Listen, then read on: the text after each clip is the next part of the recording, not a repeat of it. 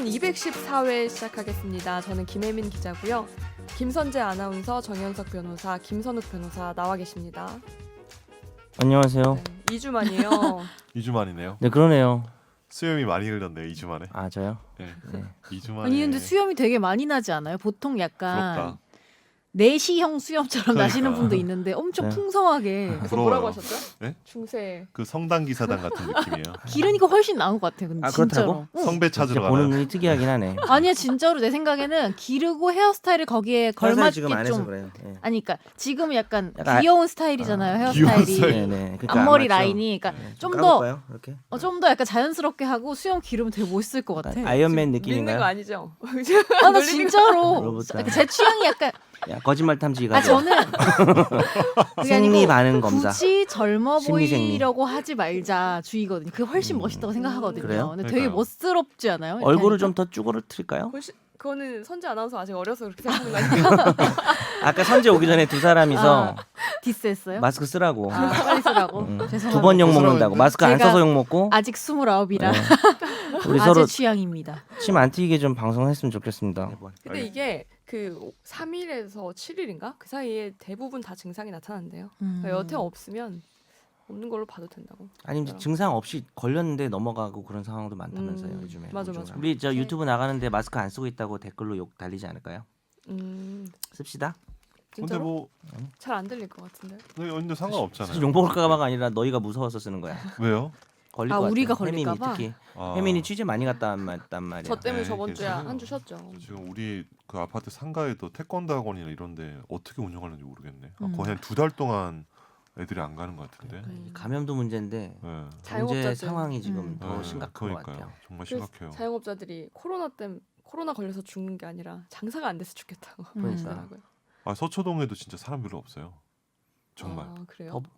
법원은 이번 주부터 다시 하지. 휴전기예요? 휴정기가 이번 주까지인데 현재 얘기가 다음 주까지도 연장될 수 있다는 음. 얘기가 나오니까 지금 변호사들이 환호성을 으아 서면 안 써도 된다 이러면서 왜냐면 이게 길이 재판 날짜 다가오면 서면 써야 되니까. 그리고 오늘 3월 3일 날짜로 네. 지금 뭐야 대구는 저기 입학 다 전체적으로 맞아. 2주 다시 음. 연기된 것 같은데 네. 유치원 초등학교 비극이죠. 그럼 3주 연기된 거예요? 3월 23일이라고 3월 23일까지. 아, 4주 연기됐나? 2주 더하기 2주인가? 그럼 애들은 좋아할까요? 싫어할까요? 애들은 좋아하는데 부모가 죽죠, 뭐. 근데 애들도 엄청 답답해하는 것 같은데 왜냐하면은 맨날 집에만 있어야 되니까 그러니까. 친구들 나갈 못 수가 보니까 우리 애는 게임 중독이라 되게 좋아하더라고요.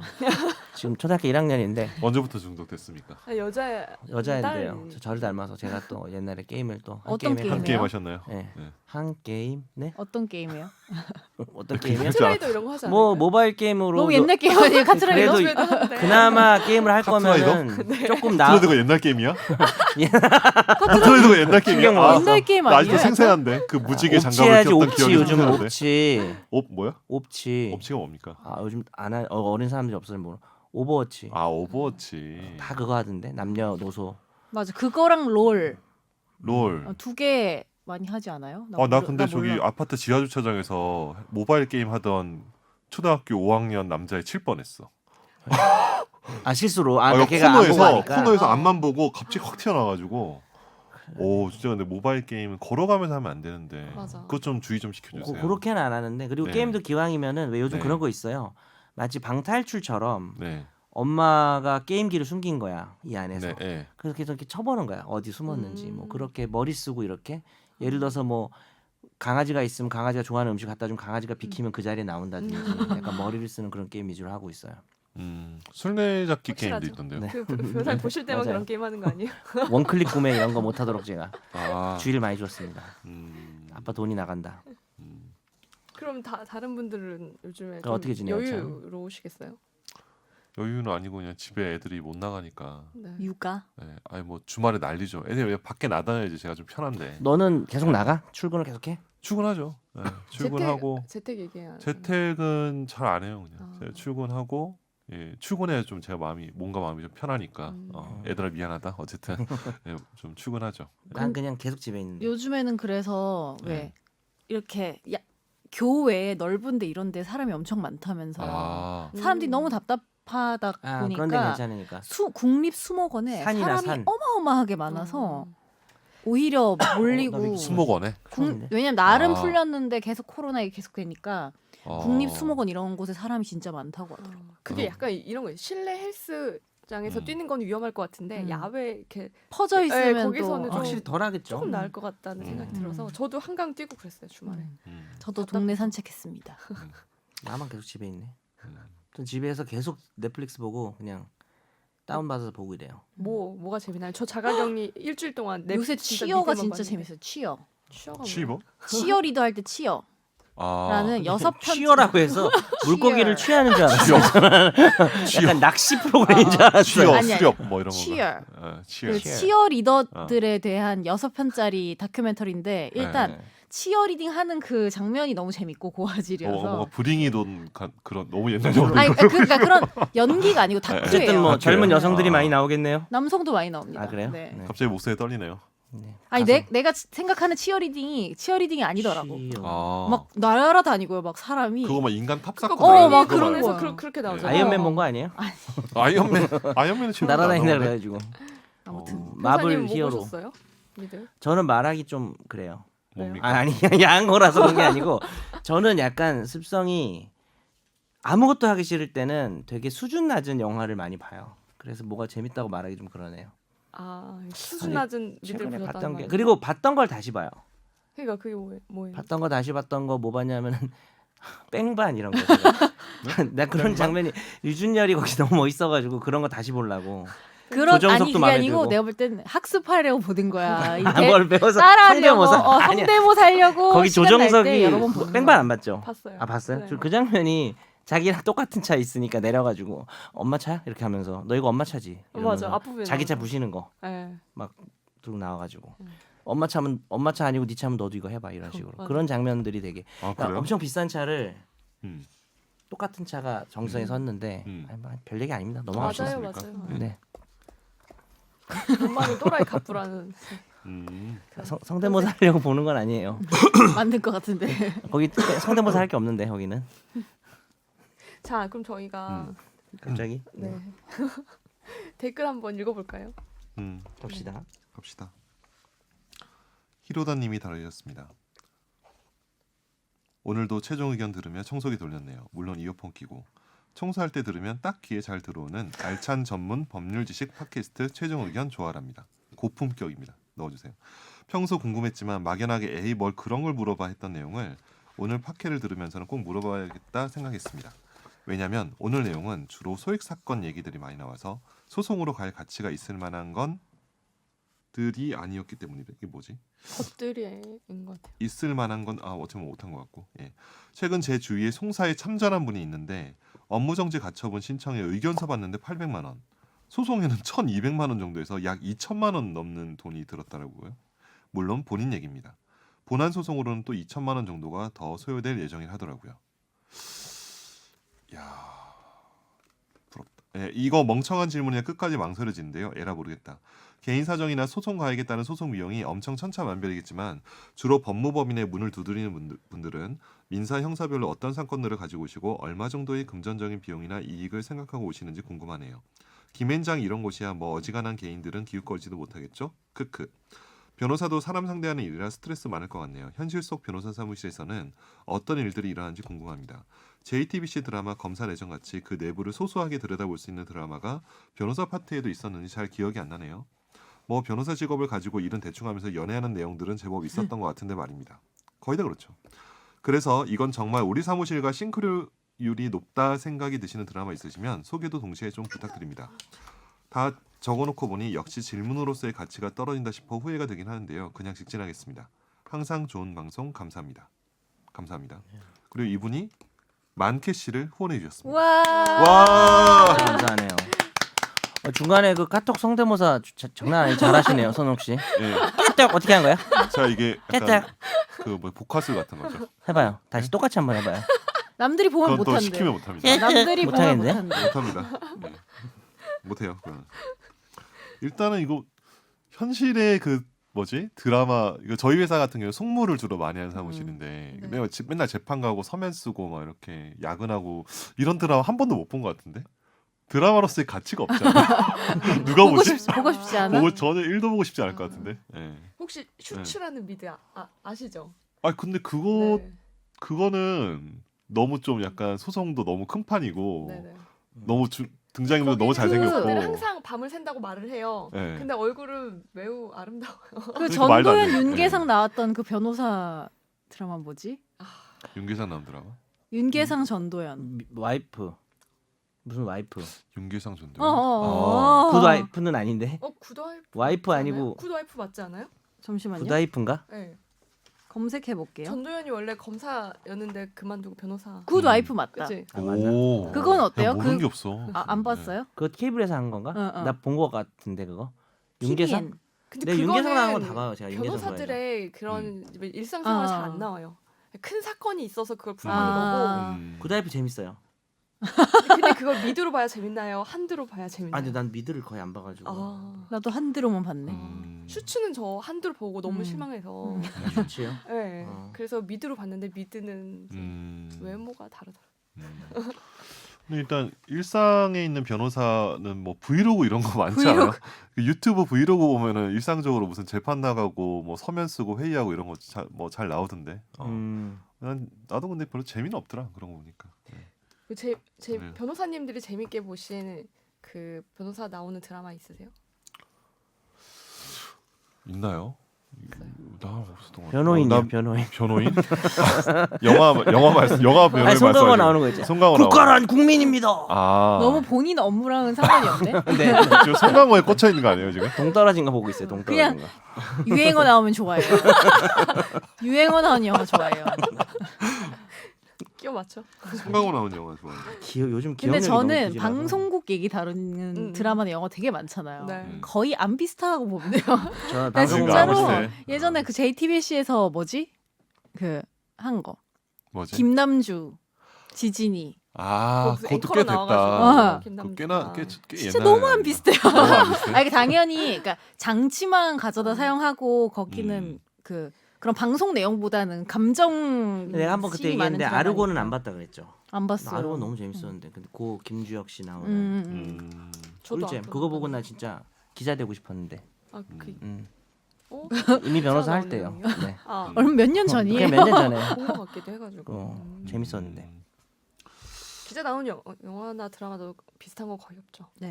그리고 의사들도 뭐 의학 드라마 보면서 뿜잖아요. 이거 이게 말이 되냐고 이러면서. 예. 근데 그래도 의학 네. 드라마는 비교적 꽤 구현을 잘했는데 구현을 이런 게 잘하지. 있잖아. 네, 근데 있어. 방송국은 잘 없는 것 같아. 방송국은. 네. 그러면 이분이 히로다님이 질문하신 것 중에 아, 800에 1200 이거 적정 가액인가요? 이게 업무 정지 가처분으로 인해서 얻을 수 있는 이익이 얼마나 되느냐 아니면 어느 정도 되는 규모의 로펌을 그쵸. 받는지 모르겠는데 네. 그에 따라 다른 뭐 거지. 저희 회사도 이 정도는 받을 때 있어요. 되게 어려운 사건이면은. 음. 근데 의견서 받는데 800만 원이라는 게 약간 이해가 안 되는데. 음. 이게 뭐냐면 이 소송을 해서 가치가 있을까 없을까에 관련된 의견서 받는데 800만 원이라는 거고 가처분 신청 자체에는 1,200만 원 들었다는 얘기가 같거든요. 네. 근데 이거 잘 이상하지 아닐 것 않아요? 같아. 이거 그러니까 이제 좀 나는 이상한 그러니까 얘기인데? 법원에 내는 의견서가 아니라는 거잖아. 어. 지금 이걸 이 사람 거 보면은 어. 신청의 받은 의견서 의견서. 받는데 800이고 소송에 1200이니까 네. 이 의견서는 내부 의견서 말하는 내부 거지. 의견서죠. 그거 그게 800 받는 게 800 이라고? 어디 있어? 그런 경우 없는데.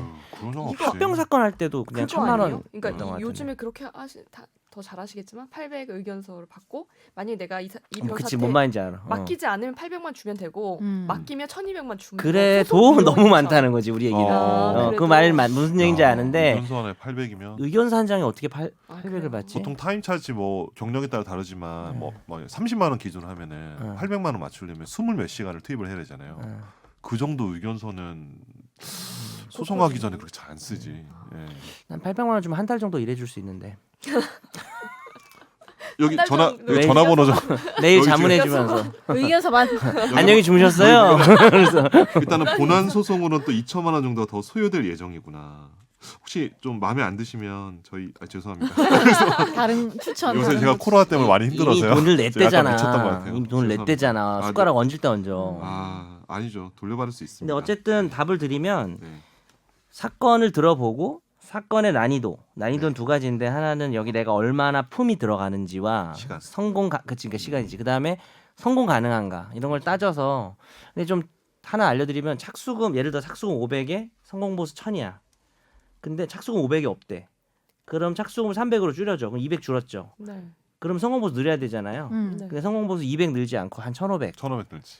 왜냐하면 성공보수는 받을지 안 받을지 모르는 거니까 모르는 당연한 거죠. 얘기니까 착수금을 좀 줄이고 성공보수를 또 없애면 변호사가 또 너무 좀 약간 사람 일이기 때문에 동기가 없지. 동기가 없다고 또 의뢰인이 생각할 수 있잖아요. 그래서 그쵸. 성공보수 좀 있는 게 적당히 있는 게 좋은 것 같아요. 나눠서 네. 내고 우리 이런 식으로 해가지고는 다 못할 것 같아요. 빨리 가야 되겠습니다. 우리 그러니까요. 너무 근황 네네. 토크를 네네. 계속했어요. 근황 우리가 토크 많이 했죠. 넷이서 일단 근데 이제 법무법인에 오시는 댓글은 두 분들이 개밖에 없구나. 이 사건이 뭐 3천, 5천 뭐 이상만 오고 뭐 이런 게 없어요. 3천만 원짜리라도 감정이 막 복받치면은 의뢰 변호사한테 1,000만 원 주고 소송할 수도 있고 굉장히 다양한데 제 경험에는 되게 소송하신다 하면은 되게 한 5, 6천만 원 이상은 돼야지 소송하셨던 것 같아요. 소가가 네. 내가 받을 수 있는 그러니까 금액 혹은 속가가 그러니까 방어하는 금액이든 내가 아. 받을 수 있는 금액이든 한 5천만 원 이상은 돼야지 변호사 오시는 것 같고 그럼 변호사한테 싸게 주면 한 300 주고 하잖아요. 그런 300 경우는 주고, 300 정도 주고 하죠. 그다음에 성공보수 한 500 네, 네. 그렇게 하면 한 5천 네. 하는데 그냥 할만 하잖아. 네. 한 15% 정도. 그러니까 자기가 다시 얻을 수 생각하고. 있는 이득의 한 15% 20% 내로 음. 변호사 보수를 줘요. 음. 착수금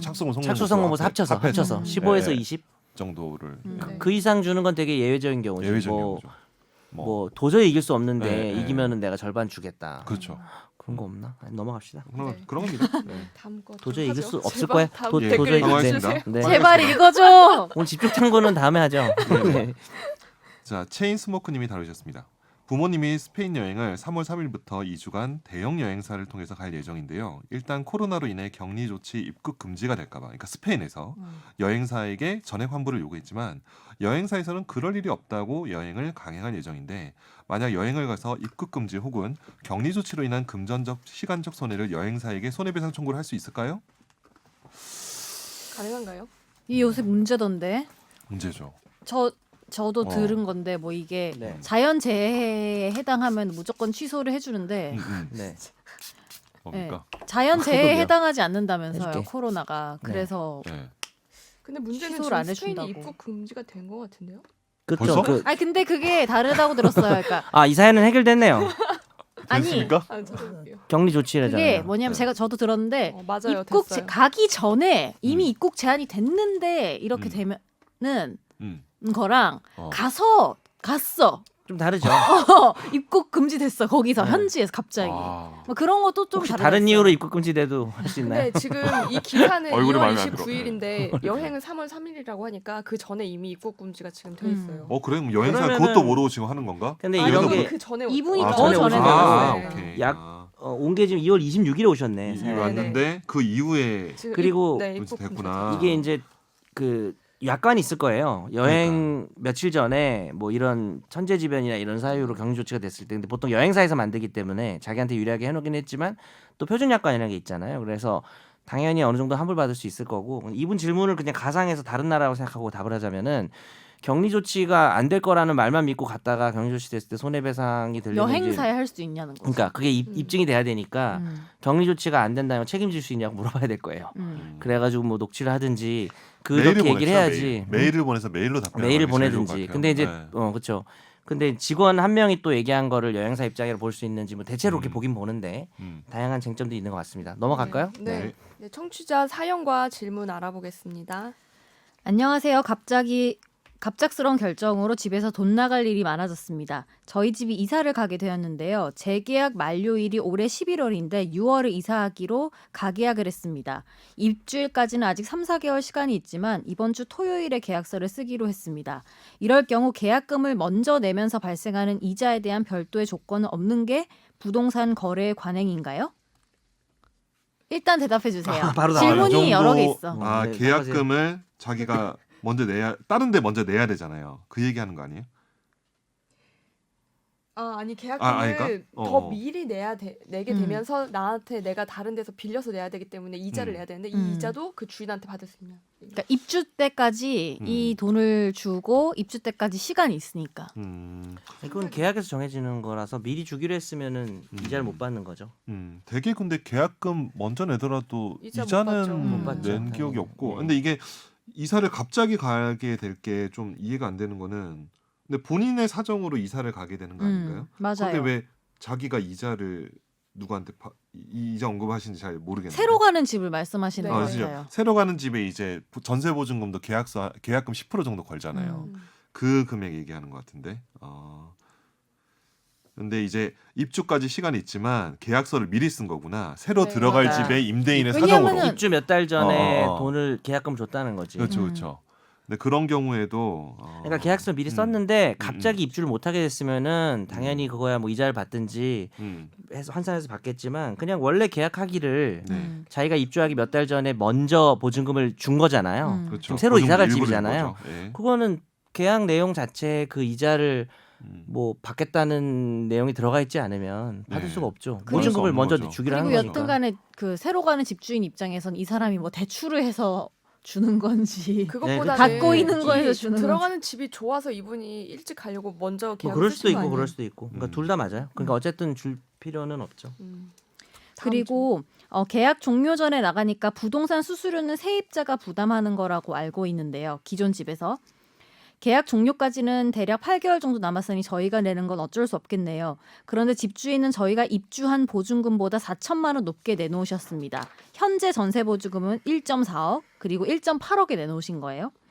만약 이 금액으로 계약이 이뤄진다면 부동산 수수료는 증액 계약금을 기준으로 부담해야 하는지 아니면 기존 보증금을 기준으로 부담하는지 궁금합니다.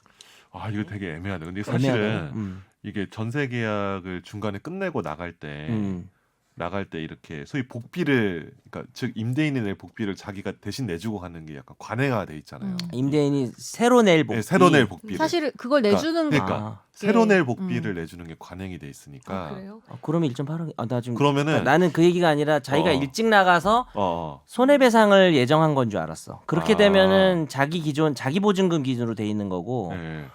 임대인이 새로 낼 복비를 기준으로 하는 그런 관행에 관한 문제였다면 1.8억일 것 같은데요. 그러면. 근데 이게 근데 그럼 너무 또 부담하지 뭔가 않아요? 기준이 되게 애매한 거죠. 그러니까 네.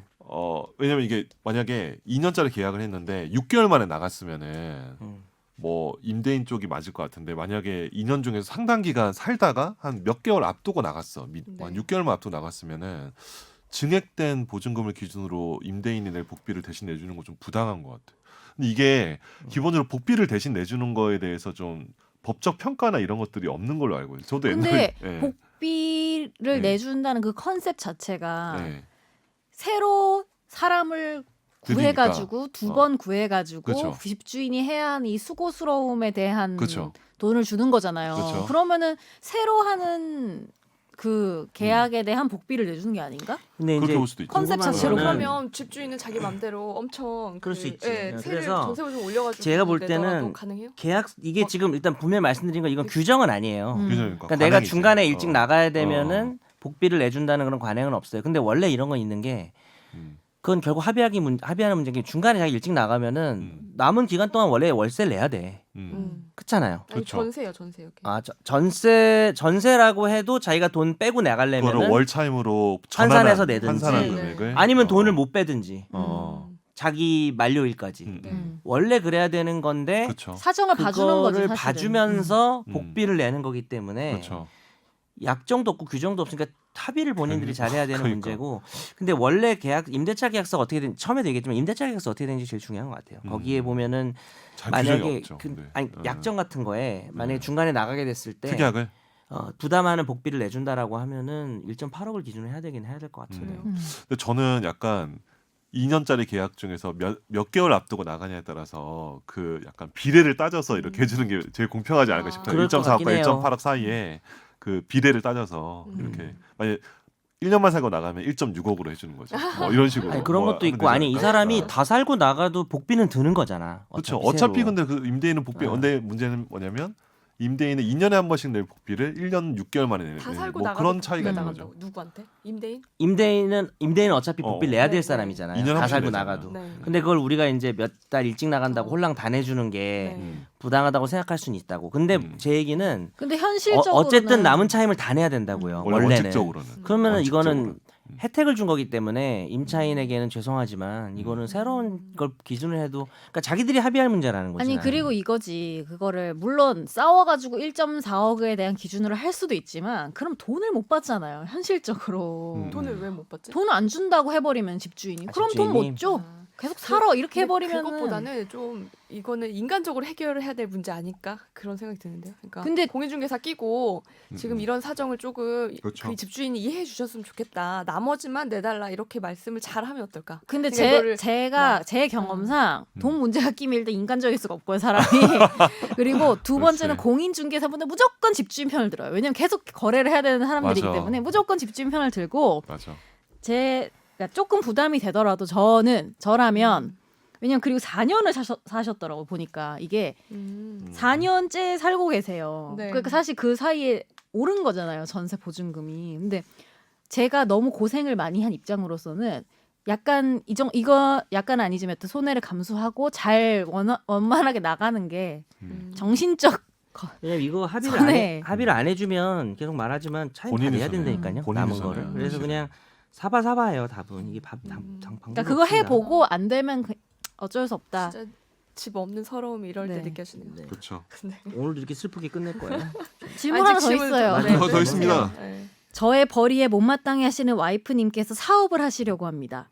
보증금 1,000만 원에 월 60 정도로 진행 중인데 건물 등기부 등본을 보니까 은행에서 건물 시세의 1.2배로 근저당 설정이 되어 있어요. 부동산 말로는 보증금이 크지 않아서 저소득 사업자의 보증금 정도는 받는데 큰 무리가 없을 것이라고 하는데요. 혹시나 문제가 되었을 때 보증금을 떼일까 걱정도 됩니다. 이에 대한 대책은 무엇이 있을지 궁금합니다. 아, 이거 이게 그러니까 원래 집이 만약에 4억이고 저당권이 4억 2천이 잡혀 있으면 지금 보니까 건물 시세 1.2배로 근저당권이 돼 있잖아요. 그럼 끝난 거지. 그러면 이제 사실 근저당권이 최고 한도까지 차버리면은 받을 게 없거든요. 근데 네. 이제 상가도 그렇지만 주택도 그렇고 최소한의 보증금은 보장을 해줘요. 아니, 그러니까 여기 상가 건물 임대차 보호법 14조에 어떤 게 있냐면 원래 이제 이 건물이 뭐 얼마인지 모르겠어요. 근데 이제 원래는 근저당권이 먼저 있었죠. 예, 원래 있었는데 지금 보니까 채권 최고이익이 4억 2천으로 돼 있어요. 근데 건물 시세의 1.2배로 근저당권 설정이 돼 있잖아요. 그럼 네. 다 꽉 찬 거죠. 그러면 꽉 찬 거죠. 네네. 그러면은 늦게 이제 그 근저당보다 늦게 들어가면은 네. 원래 이제 이제 상가 같은 경우는 이제 사업자 등록이랑 인도, 그러니까 사업자 등록이나 입주를 이제 대항력이 요건을 하는데 그렇게 하더라도 이제 자기가 받을 수 있는 금액이 없죠. 근데 네네네. 상가건물 임대차 보호법에 그 14조에 보면은 최소한의 돈은 받을 수 있도록 해줘요. 이게 주택도 예, 마찬가지고요. 주택도 그렇고 네. 상가도 이게 뭐냐면 임차인은 보증금 중 일정액, 그러니까 전액이 아니고 일정액을 네. 그 중에 일정액을 다른 담보 물권자보다 우선하여 변제받을 권리가 있다. 우리가 소위 네, 이거를 알겠어요. 최우선 면제권이라고 최우선 하죠. 그러니까 면제권. 무슨 소리냐면 근저당이 있는데 음. 그 다음에 임대차를 들어가면은 못 받잖아요. 네. 네네. 근데 최소한의 금액 정도는 받을 수 있게 해주는데 지금 보니까 네.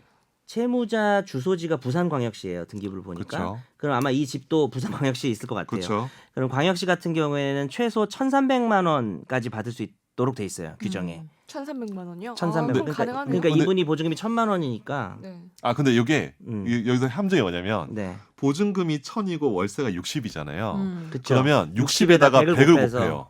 그럼 6,000이 되죠.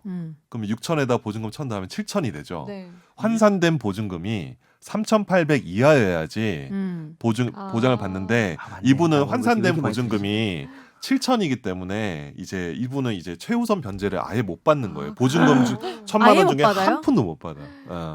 그래서 이게 문제가 되면 이제 그러니까 어떻게 하면 이런 경우에는 아예 그러니까 보증금이 뭐 한 2,000밖에 없고 월세가 아예 없고 뭐 이런 식으로 해서 환산 보증금이 3,800을 근데 1,000에 0이 어디 있어요? 없지. 그러니까 실제로는 이런 식으로 해서 환산 보증금으로 계산하면은 사실상 못 최우선 받네? 면제권은 거의 없어요. 거의 받는 경우가 없지. 없네. 그럼 금액이 차라리 너무 낮아요. 그 환산 어쩌고 그 네, 3,800만 원 그게 저기죠. 가장 광역시. 최고가죠. 광역시. 광역시에서. 서울은 그러면 6,500이고. 3,800에 맞추면 어때요? 뭐 예를 3,000원에 들어서 맞추면은 받을 수 있어요? 보증금의 그럼 2,800. 1,300까지를 보증받을 수 있어요. 그렇죠, 2,800, 2,800에 10이면 어. 한 달에 28만 원. 그렇게 그렇지. 해주지 않을 어. 거니까. 맞아 맞아. 어. 1,000에 28 해야지 보장받을 그렇죠, 수 그렇죠. 있어요. 그러면 이제 1,028 집주인한테 1,028만 원 아니면 못 들어갑니다. 그렇지. 그러니까 이게 그럼 못 들어가는 거 아니에요? 원래 환산 보증금이라는 게 좀 오해하면 안 되는 게 환산 보증금이라는 규정은 서울은 9억 기준이고 네. 부산광역시는 5억 4천 기준이에요. 그러니까 아. 그 정도로 여기 되게 짧진 부산인 않아요. 것 아니, 같은데? 원래는. 아, 그러니까 지금 이제 헷갈릴까 봐 얘기한 건데 아. 상가 건물 임대차 보호법으로 어떤 상가의 임차인을 보호하자는 법 취지에 맞기 위해서는 선우이가 얘기한 환산 보증금으로 서울이 9억이고 광역시가 5억 4천이긴 해요. 근데 지금 우리가 얘기한 건 뭐냐면 저당권자가 있는데도 최우선 면접. 늦게 어. 들어왔는데도 세치기에서 제일 먼저 받게 해주는 특혜다 보니까 음. 그 법을 너무 욕할 건 아니에요. 그러니까 아까 엄청 말한 엄격한 것처럼 거지.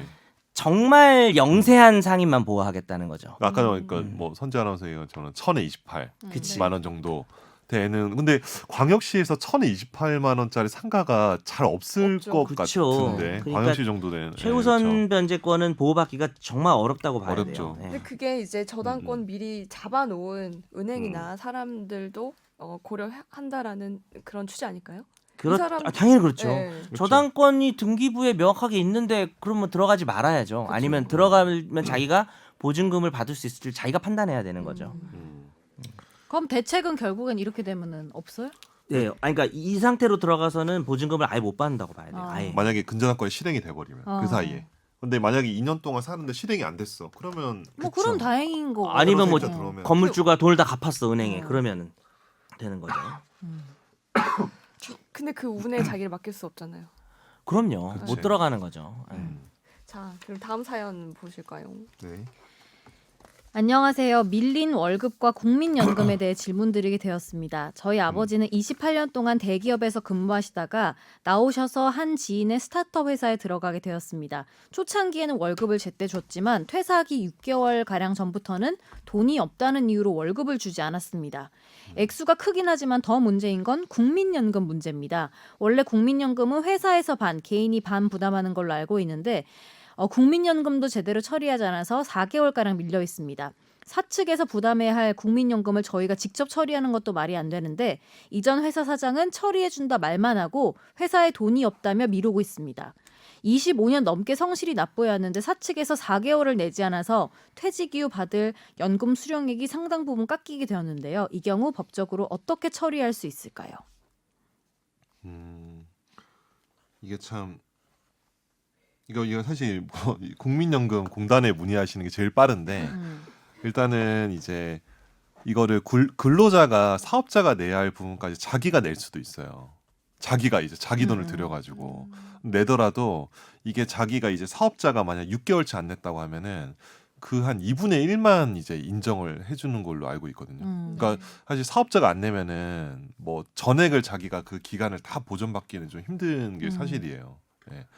네. 그러면 일단 내가 다 내고 자기가 이제 사업자한테 나중에 청구를 해야 소송을 되지. 통해서 네. 받는 방법은요. 그렇죠. 예, 사업자한테 받아야 되는 거죠. 구상을 해야 되는 거죠.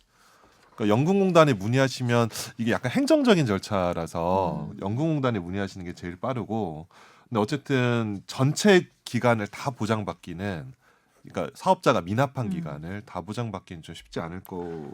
근데 그러면은 내가 다 내서 여튼 메우고 네. 나중에 소송을 하면 소송 비용 또 들고 그렇죠. 그것도 다 받을 수 있을지 없을지도 모르고. 모르죠. 사업자가 뭐 자산이 손해가 없으면 너무 크죠. 그래서 손해 크죠. 예. 그리고 이제 월급도 지금 미납이 되셨잖아요. 근데 이제 그런 경우에는 체불금품 확인원이라고 해가지고 이제 노동청에 진정을 제기하면은 이렇게 노동청 조사관이 불러서 이렇게 조서를 작성하거든요. 그러면 체불금품 얼마라고 이렇게 체불금품 확인원을 줘요. 뭐 그걸 가지고 이제 뭐 아마 요건에 해당하면은 할 수 있는데, 법률구조 가까운 법률구조공단에 가면은 무료로 법률소송 해주거든요.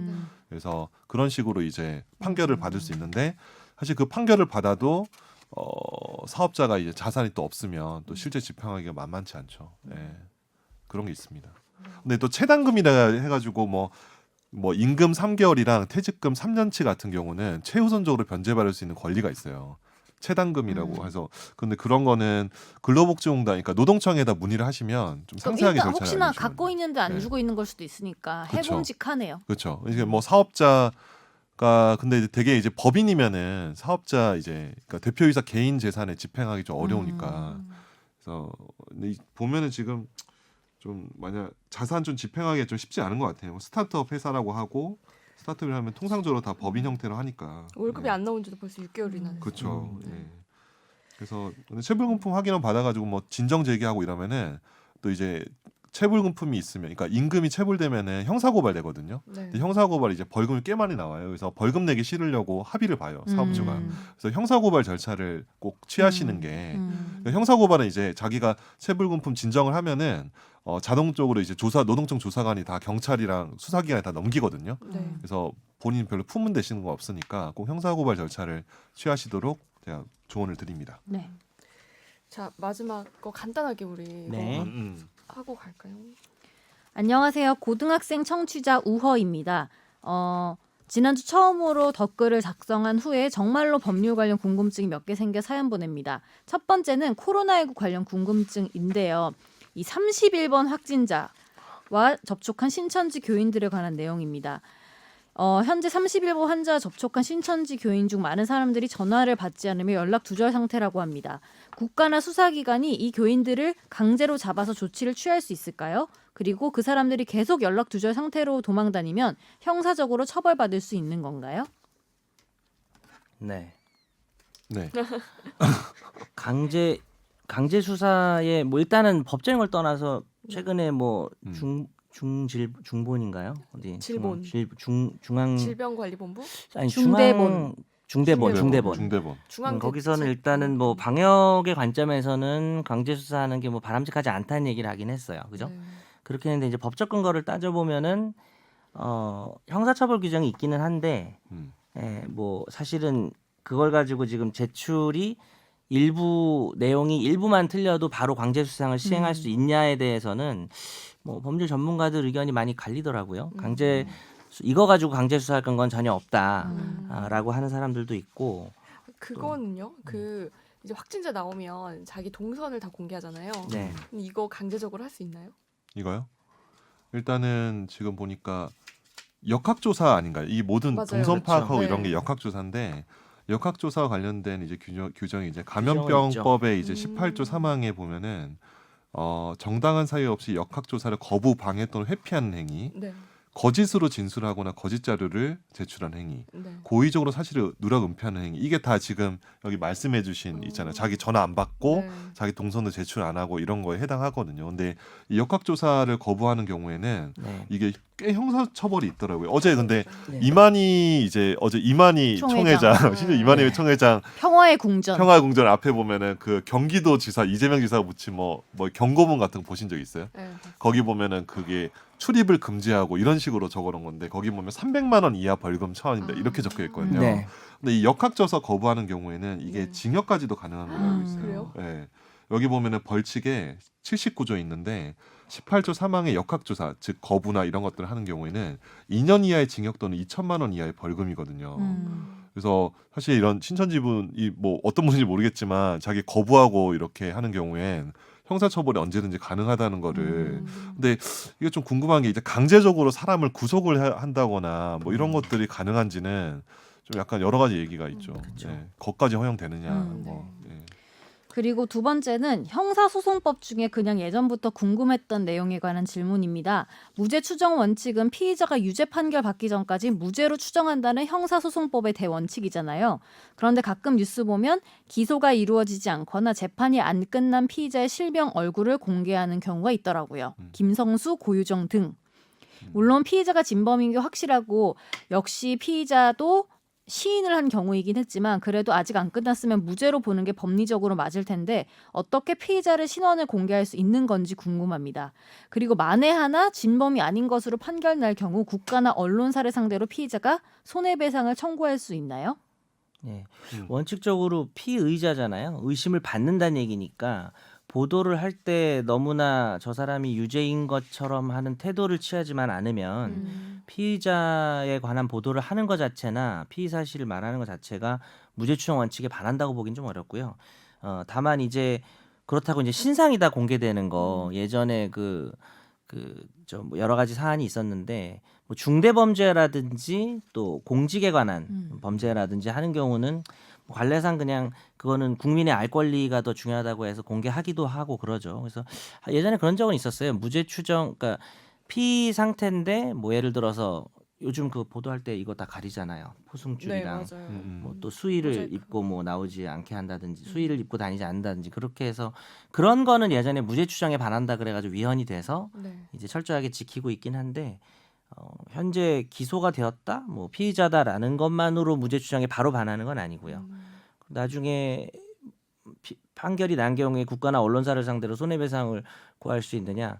뭐 구속돼 있을 때는 뭐 구속된 거에 대해서 보상을 청구할 수 있고 언론사에 무조건 손해배상을 구할 수 있는 건 아닌데 뭐 아직 결정되지도 않았는데 뭐 범죄자처럼 너무나 범죄자인 것이 결정된 것처럼 보도를 했다면 손해배상 구할 수도 있겠죠. 예외적으로. 네. 이 오히려 외국은 더 많이 공개를 해요. 나- 우리나라보다. 그죠. 나라마다 좀 그렇죠. 관습이 다르긴 하죠. 네. 근데 뭐 또 외국 얘기했네. 그렇죠. 저희 이제 사연 온 게 외국 많이 얘기. 지금 누적돼 있지만 남은 건 다음 시간에 하기로 차근차근 하고요. 그러시죠. 해드리겠습니다. 저희가 지금 화재의 판결과 집중 탐구 나와 있는데 화재 판결은 할 시간이 없을 것 같은데요. 지금 네. 46분이긴 해. 넘어가시죠. 오 벌써 이렇게 됐어요? 네. 오. 자, 집중 탐구 코너로 넘어가겠습니다. 이번에 하도 이제 코로나 보도만 많이 보시고 해서 저희가 코로나에 지쳐 있을 저희 청취자분들을 위해서 새로운 아예 이제 분위기가 다른 사건을 준비해 봤는데요. 그 최근에 사법농단 관련된 재판이 줄줄이 1심 선고가 났어요. 근데 전체 다 난 건 아니고 3건이 났는데 이 3건은 다 무죄가 났거든요. 언제 났어요? 2월 말? 음. 2월 말, 2월 중순? 1월 중순도 있었던 것 같고. 그렇구나. 2월 네. 네, 그 2월 말에 난 게 이제 가장 최근이에요. 근데 그렇게 났는데 사실 무죄가 났다면 왜 무죄가 났고 어떻게 이렇게 됐냐? 그러면 양승태 전 대법원장의 사건은 어떻게 될 거냐라는 국민적 관심이 많아야 하는데 코로나 때문에 좀 많이 묻힌 경향이 있더라고요. 판결을 좀 서두른 것 같아요. 네, 그래서 저희가 하려고. 그리고 이게 사실 내용이 너무 복잡해서 일반 사람들이 알기 쉽지 않거든요. 그래서 이번엔 좀 쉽게 저희가 다뤄보도록 하려고 해요. 그러려고 하는데 시간이 다루기 너무 부족하지 않나요? 우리 좀 그럼 좀 스피디하게 다뤄야 될 것 같아요. 끊어서 할까요? 1부, 2부 가능하면 그렇게 해도 되고요. 네, 뭐 우선은 조금 다뤄도 제가 돼요. 예. 앞부분을 간단하게 그러니까요, 진짜 예. 간단하게 설명할게요. 이 사법농단 발단이 된 사건이 있는데요. 2017년도에 이탄희 판사라는 분이 법원 행정처 심의관으로 자리를 옮깁니다. 근데 이 당시에 옮기자마자 이제 위에서 어떤 분이 내려와서 우리가 뭐 사법부 블랙리스트를 갖고 있다. 뭐 이런 얘기. 너만 볼 수 있다. 막 이런 얘기를 하세요. 근데 이분이 이 얘기를 듣고 충격을 받은 거죠. 블랙리스트라는 게 실제로 있구나. 그러면서 저는 양심상 이 자리에 있지 못하겠습니다. 그러면서 사직서를 내요. 그랬더니 이 사직서는 다시 반려가 되고 수원지법 안양지원으로 원래 있었던 곳으로 다시 돌아가게 됩니다. 근데 이 사실이 외부에 알려지면서 기사가 나오게 되고 이게 사법개혁의 도화선이 됐고 그 뒤에 양승태 전 대법원장 그 가장 수장이었죠. 그 이분의 그 검찰 수사로까지 이어집니다. 그 뒤에 이제 검찰이 여러 판사들, 현직 판사들을 전현직 판사들을 기소했는데요. 양승태 전 대법원장, 박병대, 고영한 전 대법관 이 사건은 아직 공판이 이제 막 시작됐고 임종원 전 법원행정처 차장 이분 막 그 운동장 달리기 하시는 장면 기억하시는 분도 있을지 모르겠어요. 그분은 이제 재판도 이제 곧 시작이고요. 다른 판사님들 3건이 있었어요. 유해용 전 대법원 수석 재판연구관, 그다음에 신광열, 조희연, 성창호 부장판사, 임성근 전 중앙지법 수석 부장판사인데요. 이분들은 다 1심에서 최근 무죄가 나온 거예요. 이들의 혐의와 무죄 이유가 뭐냐? 이거 간단히 보면 유해용 전 연구관은 그 당시 2016년도에 임종원 전 차장과 공모해서 특정 사건의 문건을 작성하도록 한 혐의래요. 작성해서 아마 이걸 청와대에 넘겼을 거예요. 임종원 전 차장이 그 당시에 예전에 비선 진료 특검에서 수사한 내용인데 그 김영재 박지훈 부부가 비선 진료를 했다 이런 그 소송 상황을 그 이제 재판 과정을 통해서 알게 돼서 이 내용을 청와대에 누설한 거고요. 또 하나는 자기가 이제 그 변호사 개업을 했을 때 자기가 갖고 있었던 사건을 무단으로 들고 나간 거예요. 그럼 검찰 수사가 시작되니까 이걸 파기하셨대요. 그런데 이 혐의가 다 1심에서 무죄가 나왔어요. 그 이유에 대해서 또 간단히 설명을 드리면 검찰이 제출한 증거만으로는 유 전 수석이 문건을 지시해서 임 전 차장에게 전달을 했다거나 또 사법부 외부 사람들에게 제공했다는 사실을 인정하기 어렵다. 이렇게 판단을 했고요. 그러니까 검사가 제출한 증거만으로는 유죄가 인정되기 어렵다는 거죠. 증거 불충분으로 봐도 돼요, 변호사님? 네, 그렇게 봤고 그다음에 이제 자기가 갖고 있었던 사건에 대해서 그 파일을 외부로 유출한 혐의에 대해서는 그 해당 보고서 파일이 공공 기록물이라고 보기 어렵고 그 개인 정보가 일부 있더라도 유출했다는 고의가 없다 라고 판시했어요. 근데 왜 공공기록물이라고 이게 보지 유출한 않나요? 게 대법원 재판연구관이 작성한 검토 보고서라고 하거든요. 네. 여기 뭐 심리라든지 업무 보조를 위해서 사실관계 쟁점 이걸 보고하기 위해서 연구 보고서 차원이기 때문에 그러니까 뭐 이제 우리가 분노가 생기는 거하고는 별개로 네. 딱 이 해당 공공기록물 관리에 관한 법률 위반이라는 점에서는 공공기록물이어야 하긴 하거든요. 네. 이건 공공기록물로 보기에는 좀 어려운 점은 있는 것 같아요. 공공기록물의 정의가 여기 있거든요. 네. 국가적으로 보존할 가치가 있다고 인정되는 기록 정보 자료 음. 같은 것들이기 때문에 여기에 또 등록되지 않은 경우도 있고 등등 관리 시스템에 네. 그래서 어떻게 보세요, 김 변호사님? 이게 공공기록물로 보기엔 좀 어려운 것 같긴 해요. 근데 이게 일단은 기록물이라고 하면은 공공기관이 업무와 관련해서 생산하거나 접수한 네. 모든 형태의 기록 정보 자료는 행정박물. 뭐 행정박물이 좀 말이 좀 이상한데 어쨌든 이제 모든 문건이죠. 그런 건데 그렇게 보면은 이제 공공기록물이 아니냐. 그러니까 그 공무원이 이제 자기 공용 컴퓨터로 작성한 모든 문서들은 공무원은 공공기록물이 맞죠. 아니냐라는 의심이 되는데 네. 이게 이 판사 이번 1심 판결에서 이제 공공기록물 관리에 관한 법률 위반이 아니라고 본 거는 공공기록물법이라고 할게요. 이 법의 취지가 공공기관의 투명하고 책임 있는 행정 구현과 공공기록물의 안전한 보존 및 효율적 활용을 위한 법이거든요. 네. 근데 이 정도 뭐 재판 연구관의 뭐 보고서나 이런 것들은 어떤 투명하고 책임 있는 행정 구현과는 관계없다. 그러니까 어떤 국민의 알 권리와 어떤 정보의 투명한 처리와 관련되는 문건이 아니고 뭐 내부적으로 뭐 내부적으로. 지네들끼리 그냥 뭐 상의하기 위한 문서지 뭐 그냥 뭐 그렇게 본 네, 거죠. 그 정도 그러니까 네. 이게 정식 판결을 가기 위한 문서는 아니거든요. 보고서 자체는 네. 판결에 반영이 된 거나 물론 반영이 일부 될 수는 있지만 근데 판결 자체는 공공기록물이라고 할 수밖에 없죠. 근데 이거는 그 정도의 문건은 아니기 때문에 공공기록물법의 취지에 비추어 봐서 네. 공공기록물로 이렇게 보호할 가치가 없다. 그래서 이거를 무단으로 가져가더라도 공공기록물법 위반이 아니다라고 1심 판결은 본 거죠. 자, 그러면 스피디하게 또 넘어갈게요. 그 아까 저희가 봤던 그 세 분, 신광열, 조희연, 성창호 부장판사.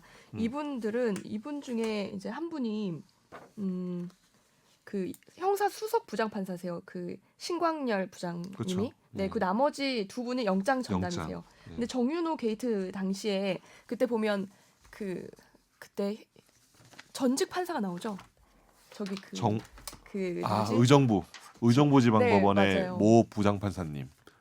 그리고 예, 이 변호사 변호사는 최유정 최유정 변호사. 변호사. 예, 네네. 최유정 변호사. 나오면서 예, 이제 예. 판사들이 연루가 되니까 그쵸. 이 사건 한번 지금 영장 전담 판사들한테 너네가 정리해서 보고하라고 아마 임종원 차장이 또 이제 지시가 내려온 거예요. 그렇죠.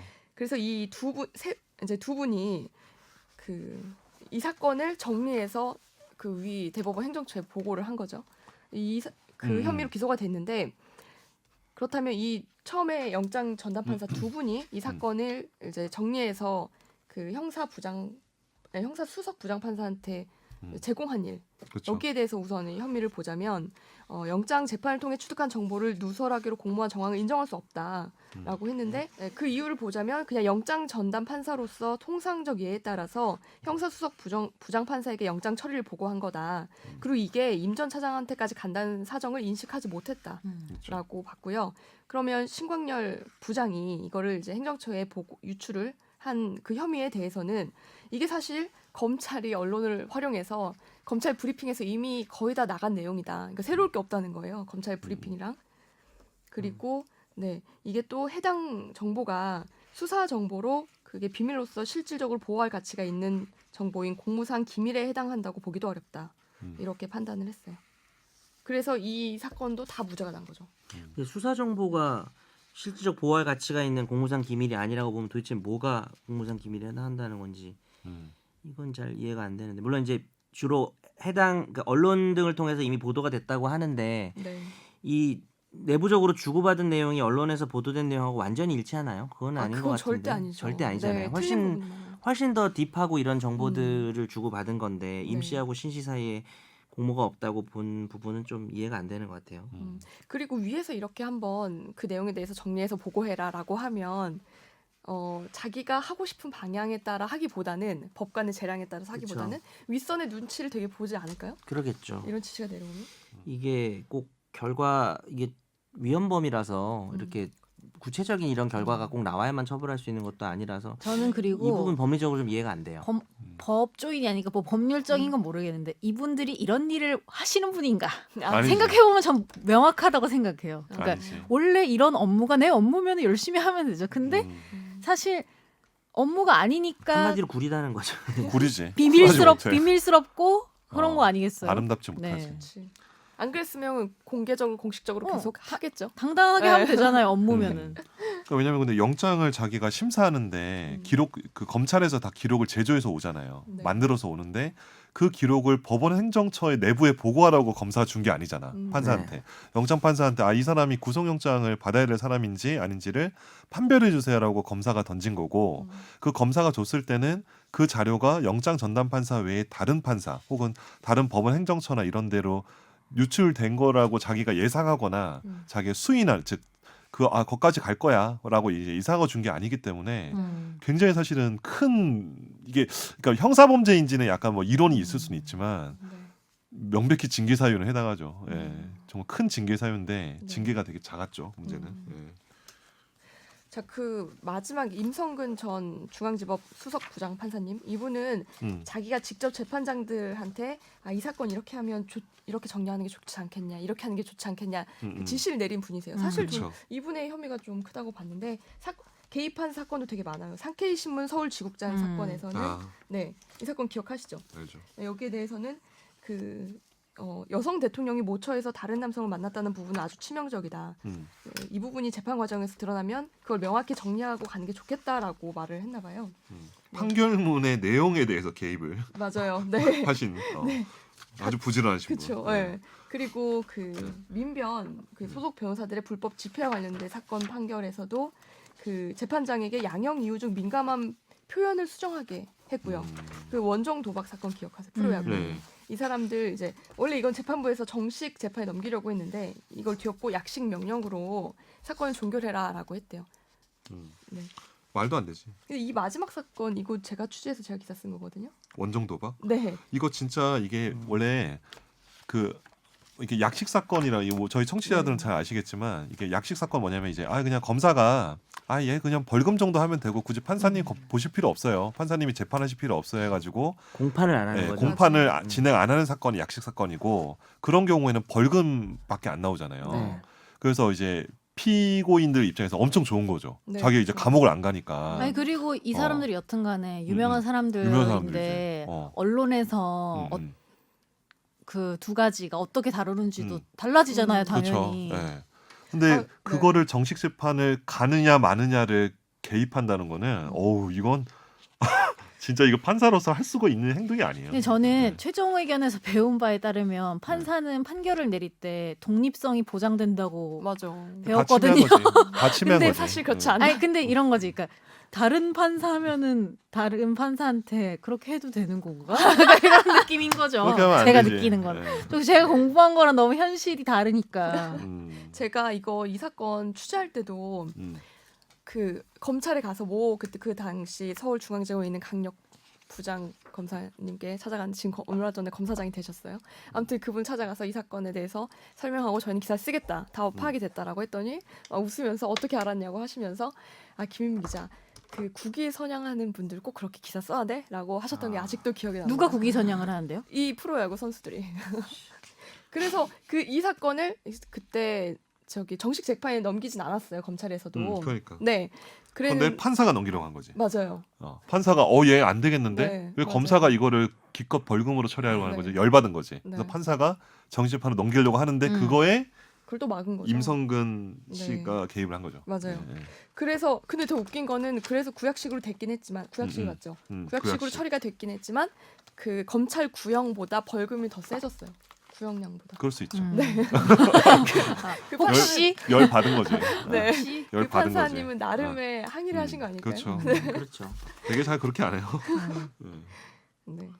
그런데 이 사건을 이제 그래서 이 재판부에서 통틀어서 판단을 한 게 피고인의 요청은 그 자체로 특정 사건의 재판 내용이나 절차 진행을 유도하는 재판 관여로 법관의 독립을 침해하는 위헌적 행위다라고 그렇죠. 명시를 하면서도 하지만 형사 책임은 물을 수 없다고 했어요. 이게 직권남용이 아니라고 본 근데 거예요. 저는 궁금한 게 이게 네. 다 1심이잖아요. 네. 그러면 앞으로 2심, 3심에서 바뀔 가능성이 얼마나 있는 건지도 궁금하던데. 나 좀 회의적이다. 드랍해주세요. 회의적이다. 너가 회의적이라는 거는 바뀐다는 거지. 법원의 어떤 생리를 파악한 거지. 법원의 생리 플러스 뭐 판결문도 봤을 때 이게 법리적으로 막 그냥 무리한 법리는 아닌 것 같아. 이 무죄 판결로 낸 게. 증거나 요새 이런 거 왜냐면 봤을 요새 때? 직권남용이랑 공무상 비밀 누설을 대법원에서 굉장히 엄격하게 보거든요. 네. 그 판결의 어떤 논지를 그대로 따라가면은 상당 근데 일부는 약간 유죄가 나올 수 있을 것 같은데 되게 중대한 부분 몇 개는 무죄가 유지될 가능성이 높지 않을까? 그걸 공공기록물 이런 거는 유죄가 될 수도 다음 있을 것 시간에 같은데. 점쳐봅시다. 네. 뭐가 유죄? 네. 왜냐면 그러니까 지금 말한 것처럼 음. 개들이니까 뭐 음. 바뀌겠냐 싶은 부분도 있는데 법리적으로는 조금 예를 들어서 우리가 지금 아까 혐의를 명확하게 얘기를 안 한 것 같은데 신광열, 조희연, 성창원은 공무상 비밀 누설 얘기했었나? 음. 그냥 비밀 누설이고. 개명 얘기 안 했어요. 그 다음에 지금 임성근은 직권남용 남용. 권리행사 방해고 네. 유해영 씨는 혐의가 아주 많고요. 네. 네. 근데 다 무죄가 나온 건데 좀 판단 기준은 다르겠지만 어쨌든 핵심은 이 법리가 되게 웃긴 게요. 임성근 씨가 직권남용 그 권리행사 그러니까 직권남용죄죠. 네. 줄여서 말하면 그게 되기 위해서 아까 이제 김 기자도 의문을 제기했는데 너의 행위는 위헌적이다. 그러니까 헌법을 위반했는데 형법은 위반하지 않았다 이렇게 되는 네, 거잖아요. 맞아요. 그런 부분들이 참 법리를 미묘하게 잘 만든 것 같은데 이게 보통 기존의 대법원에서 만든 법리라면 사실 할 말이 없는데 이 대법원에서 이 법리를 만든 게 2020년 1월 30일 김기춘 조윤선 그 판결에서 처음 만든 거고 그것도 다수 의견도 아니고 별개 의견이에요. 그러니까 별개 의견은 다수 의견하고 결론은 같은데 뭔가 좀 더 추가한 자기가 연구해가지고 거죠. 법리를 추가한 거잖아요. 거기서 말한 게 이거예요. 뭐라 그래야 되냐면은 어떤 공무원 행위가 위헌적으로 평가된다는 이유만으로 바로 직권남용 권리행사 방해죄는 아니다. 그렇게 보면 재형법정지 위반할 소지가 크다라고 해서 법리를 만들어낸 게 근데 이게 되게 악한 법리를 만들어낸 것 같아요. 근데 저는 최종 의견 배우면서 네. 하면서 가장 많이 배운 게 예전에는 법으로 다 할 수 있다고 생각했어요. 네. 그러니까 뭐든 일단 소송 가면 되지. 그러니까 이런 생각을 많이 했거든요. 근데 오히려 하면서 법이 다 커버하지 못하는 게 되게 많다는 걸 깨닫고 그리고 너무 법으로 하는 것도 좋지 않다는 걸 많이 깨달았지만 뭐 그렇죠. 예. 그럼에도 저는 약간 이런 사안은 그런 법이 아니라면 할 게 없는 거죠. 대체 그렇죠. 어떻게 혼내주고 어떻게 고치나 이거를. 왜냐하면 이게 처벌받지 않으면은 손해 푸는 거예요. 징계를 누가 부리는 거예요. 누가 고치겠어요. 그러니까 고쳐야 되는 문제잖아요. 여튼간 이게 뭐 내가 원하든 원치 않았든 관행이든 뭐든 간에 고쳐야 되는 그렇죠. 문제인데 그럼 벌을 받지 않으면 법적으로 음. 이 사람들은 어떻게 고치나 이거를. 라는 그냥 의문이 계속 들더라고요. 물론 법이 다는 아니지만. 일단 그 직권남용 관련해서는 네. 이게 요새 큰 이슈가 되고 있는 거는 일단은 이제 임성근 씨 같은 경우에 이제 직권남용죄가 안 된 거는 네. 직권남용이 되려면은 자기가 그 업무에 대해서 뭔가 권한이 있어야 돼. 네. 근데 일반적 권한이 일반적 없죠. 권한이 있는데 예. 권한이 없는 거에 대해서 밑에 있는 사람한테 사실 권한 없어. 내가 상급자가 없는데 이렇게 해라고 하는 건 직권남용이 안 되는 거예요. 그런데 지금 이 판결은 사법행정권자가 이제 일선 재판부의 재판 업무에 대해서 직무감독권을 행사할 수 없거든요. 왜냐하면 재판이 독립돼 있기 때문에 일반적 직무 권한에 네. 속하지 않는다. 네, 그죠. 정확히 말하면 즉, 그렇게 말하는 거죠. 일반적 직무권한에 속하지 않기 때문에 그래서 직권남용 자체가 안 돼. 왜냐하면 직권이 없기 때문에 네. 남용도 없다라는 그게 유명한 문구라고 했어요. 항상 직권이 없기 때문에 항상 어, 그런 어. 법리예요. 네. 항상 아. 직권남용죄가 그러니까 무죄가 될 때는 한마디로 이제 나한테 권한 업무 분장 범위에 내가 안 들어가 있는 거에 대해서 밑에 하급자한테 땡땡거리는 거는 그건 전혀 직권남용이 안 되는 오히려 거예요. 우리가 네. 볼 때는 더 부당한데. 더 부당한데 음. 사실 더 꼰대짓이고 더 범죄에 해당할 수 있는 짓인데 오히려 더 이상한 거죠. 더 보호를 해주는 거죠. 네. 근데 자기 업무와 관련돼서 이제 밑에한테 시키면은 직권남용 될 수 있죠. 근데 그럼에도 불구하고 일반적 직무 권한에 속한다고 볼 수 있지 않을까. 근데 이게 너무 사법행정처에서 그래서 어떤 이제 비판받고 있는 게 음. 요새 뭐 김기춘 사건이 뭐 여러 사건에서 봤을 때 고난을 너무 축소해서 보는 거 아니냐 법원이. 아니, 무죄를 그리고- 만들기 위해서 무죄를 만들- 그게 예. 문제인 아니 거예요. 우리 회사도 보면은 어. 올라갈수록 음. 어떤 업무를 하신다기보다는 관리를 하시잖아요. 그렇지. 근데 관리라는 게 되게 엄청 포괄적이고 포괄적이야. 되게 그리고 약간 지배적인 느낌이 있어요. 예를 그래, 들어 그 맞아. 사람이 직접 뭔가를 시킬 수 없거나 뭐 업무가 아니더라도 음. 뭐 이러고 넘어가기가 사실은 못하지. 쉽지가 않아요. 저는 아까 하는 얘기를 그냥 짧게 하나만 추가하면 그러니까 결론은 헌법을 위반하면 형법을 위반한 게 아닌가. 물론 헌법을 위반했다고 해서 다 범죄는 절대 아니에요. 아니지. 예를 들어서 음. 대한민국 민주공화국이다. 난 아니라고 생각해라고 말한다고 해서 음. 그 사람 형사처벌할 수는 없잖아요. 그렇지. 뭐 우리가 무슨 민주공화국이야 독재국가지 이렇게 말할 수도 있잖아요. 비판을 한다는 그렇죠.